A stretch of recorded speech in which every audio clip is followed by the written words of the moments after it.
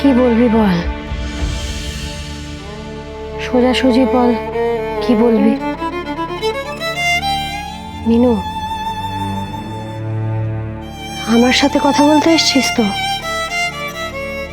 এত ভনিতা করার দরকার নেই। কেন দরকার নেই বলতো? তুই তো আমার সাথে কথা বলতে এসছিস। আমি হচ্ছি সেই মানুষটা যার ভালো লাগা, খারাপ লাগা, পছন্দ অপছন্দ, ভালো থাকা, খারাপ থাকা, কোনো কিচ্ছু নিয়ে এই বাড়ির কারোর কোনো দিন কিচ্ছু যায় আসেনি, বুঝেছিস? আমাকে যখন শুনতে হয় চোরের বউ ওই দেখো, তখন আমার খারাপ লাগে না? মনে হয় না যে আমার খারাপ লাগে? তখন আমার ছেলেটাকে যখন শুনতে হয় ওই দেখো চোরের ছেলে, তখন আমি আবিরের মনের ভেতরে কি হয় কখনো ভেবে দেখেছিস? আমরা তো তাও বড় একটা ছোট্ট মানুষ, ওর মনটা কত নরম বলতো। ওকে যখন ওর বাবার সম্পর্কে এরকম শুনতে হয় তখন আমি ভাবতে পারি না তখন ওর কি অবস্থা হয়। ব্যাংক থেকে লোকজন আসে, এসে বলে আপনার হাজবেন্ড একটা ফ্রড। খুব আনন্দ হয় না কি আমার তখন? হ্যাঁ, ভেবেছিস কখনো? ব্যাংকের লোকজন এসে বলে লোনের সময়সীমা শেষ, ফেরত দেবার সময় শেষ, এবার ফেরত দিতে হবে। আমার হাজবেন্ড একটা ফ্রড, তাই ফেরত দেয়নি, তাই আমাকে এসে লোকজন চার্জ করে। খুব আনন্দ হয় না আমার? তাই মনে হয় তোদের? ছি ছি ছি ছি ছি। পুলিশ আসে বাড়িতে আমার বরের জন্য, আমার গয়না নিয়ে গিয়ে বিক্রি করে দেয় আমারই বর। নিজের বাড়ির লোকজনের এত বড় ক্ষতি। তোদেরকে মারতে চেয়েছিল তো, কি করে সাপোর্ট করিস এখনো ওকে? কখনো ভেবেছিস আমার হাজবেন্ড এই কাজগুলো করেছে, আমার কতটা কষ্ট হয়? তুই কষ্টের কথা বলছিস, আমার কথাটা একবার ভাব। প্রকাশ করি না মিনু, আমি প্রকাশ করি না, কারণ আমাকে চেপে থাকতেই হবে, আমার কোনো উপায় নেই।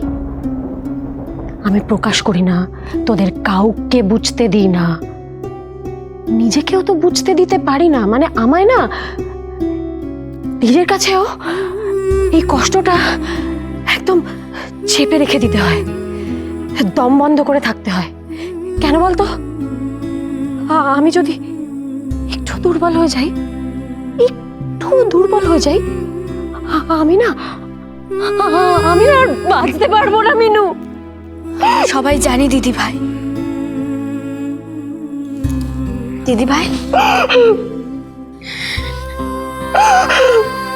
ভাই আমরা সবাই জানি তুমি দাদা ভাইয়ের জন্য ঠিক কতটা কষ্ট পাও।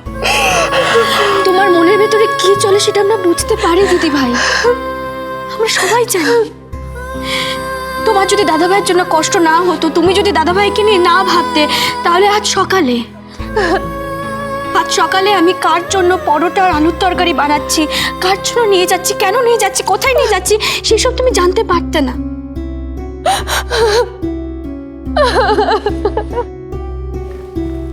দিদি ভাই আমরা জানি তুমি দাদা ভাইকে ঠিক কতটা ভালোবাসো। তুমি এখনো পর্যন্ত দাদা ভাইকে ভালোবাসো, আর সেই ভালোবাসাটা আগের থেকে অনেকটা বেশি। না, আমি সহানুভূতির কারণে বলছি না, একসাথে না থাকার কারণে তোমাদের মধ্যে ভালোবাসাটা আরো অনেকটা বেড়ে গেছে। আমি জানি দিদি ভাই, এত কিছু হওয়ার পরেও তুমি বারবার চেষ্টা করে গেছো, দাদা ভাইকে বুকের মধ্যে আঁকড়ে ধরে বেঁচে থাকার চেষ্টা করে গেছো। আমরা সবাই সেটা জানি দিদি ভাই, আমরা সবাই তোমার কষ্টটা ফিল করি। কেঁদো না দিদি ভাই,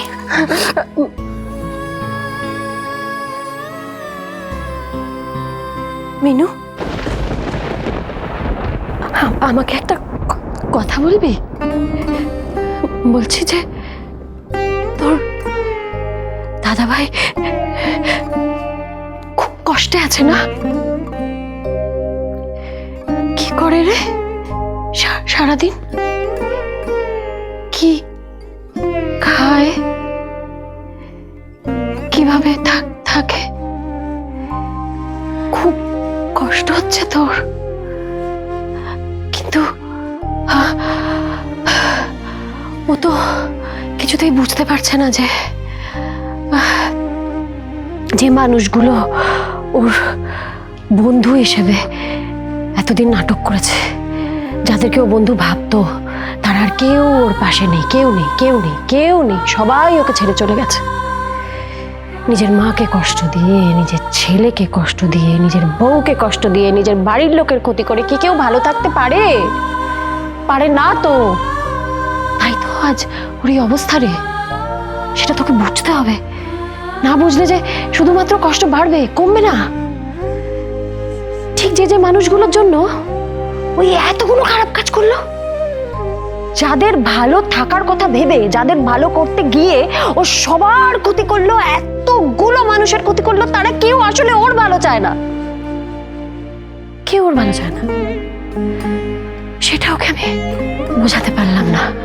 বুঝতে বুঝতে সারাটা জীবন কেটে গেল, সারাটা জীবন কেটে গেল। বাবা হয়তো আমি ভুল ভাবছি, ও এখনো বোঝেনি। আমার ধারণা ও এখনো বোঝেনি। কবে বুঝবে বলতো মিনু? কবে বুঝবে? কোনোদিন বুঝবে তোর দাদা ভাই?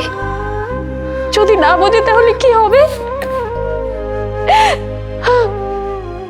কি হবে মিনু?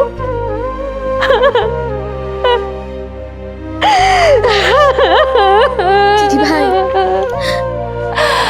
তুমি এইভাবে কান্নাকাটি করো না। আর পারছি না, আর আমি পারছি না, আর পারছি না, আর পারছি না। খুব ক্লান্ত মিনু, খুব ক্লান্ত, খুব ঘুম পাচ্ছে। অনেকদিন ঘুমোইনি আমি। ওই রাতের পর রাত ঘুমোতে পারি না। আর একটু ঘুমোবো। আবিরকে একটু পড়িয়ে দিবি মিনু? দিবি? তাহলে আমি একটু ঘুমোবো গিয়ে। দিবি? বল না, দিবি? তুমি চিন্তা করো না, দেখো আমার দিকে। তুমি চিন্তা করো না, আমরা সবাই আছি তো, সবটা সামলে নেব। তোমার একটু রেস্টের প্রয়োজন, তুমি যাও গিয়ে রেস্ট নাও। আর কান্নাকাটি করো না দিদি ভাই, শরীর খারাপ করবে তো। যাও দিদি ভাই, চিন্তা করো না, আমরা আছি, আমরা সবাই মিলে আবিরকে দেখবো। তুমি যাও। আমি তাহলে একটু ঘুমোতে যাই, ঘুমোতে যাই। হ্যাঁ,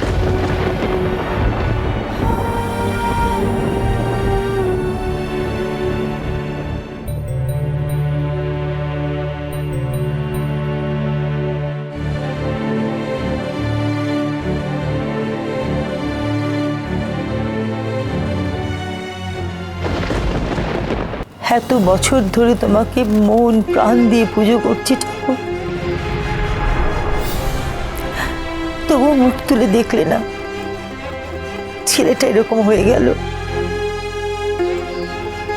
মেয়েটার কি হবে ভাবলেই ভয় আটকে ওঠে। সুখ না দাও, অন্তত শেষের কটা দিন আমাকে শান্তি তো দাও ঠাকুর।